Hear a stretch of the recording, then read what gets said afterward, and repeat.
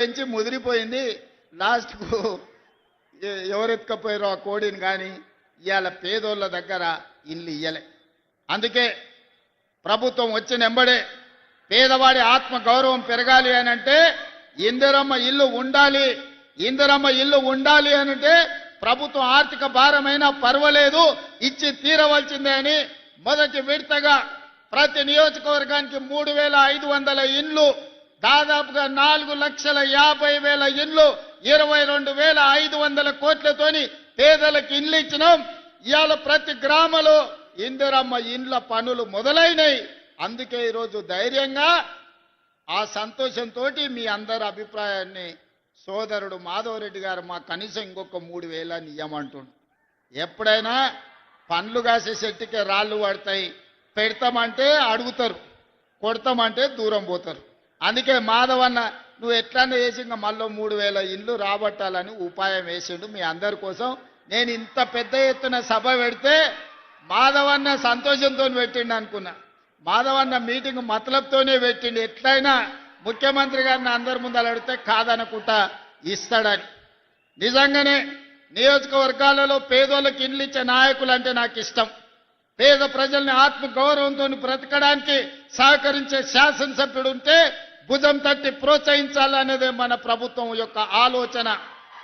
వచ్చే ఏప్రిల్ కొత్త సంవత్సరం ఫైనాన్షియల్ ఇయర్లో తప్పకుండా ఈ నర్సంపేటకు మళ్ళీ 3,000 నుంచి 3,500 ఇండ్ల మంజూరు చేసే బాధ్యత గృహ నిర్మాణ శాఖ మంత్రివర్యులు పొంగులేటి శ్రీనివాసరెడ్డి గారు తీసుకుంటున్నారు. అందుకే వేదిక మీద నుంచి వారికి ఆదేశాలు ఇస్తున్నా.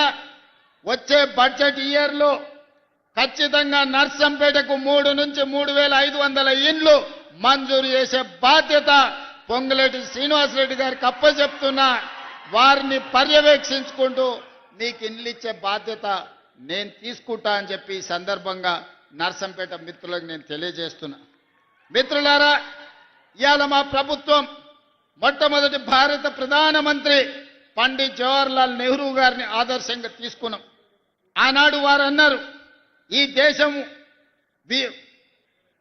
విద్య లేకపోవడం, ఈ దేశం ఆకలి కేకల్లో చనిపోతుంది, నిరక్షరాస్యత వల్ల ప్రపంచంతో పోటీ పడలేకపోతున్నాం.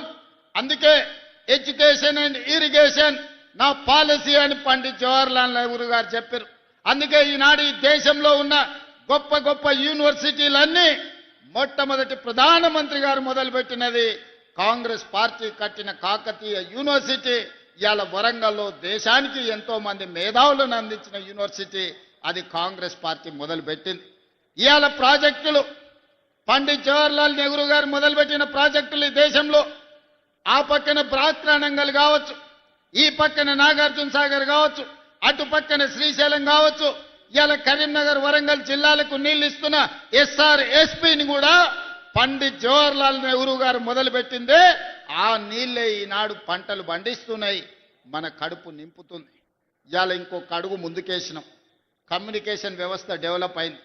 అందుకే education, irrigation and communication, communication in roads, communication in ports, communication in airports, communication in technology, వీటన్నిటిని కూడా తీసుకొని తెలంగాణ రైజింగ్ గ్లోబల్ సమ్మిట్ ని ఈ నెల 8, 9 తారీఖు నాడు ప్రపంచ స్థాయిలో ఈ రోజు కార్యక్రమాలను తీసుకున్నాం.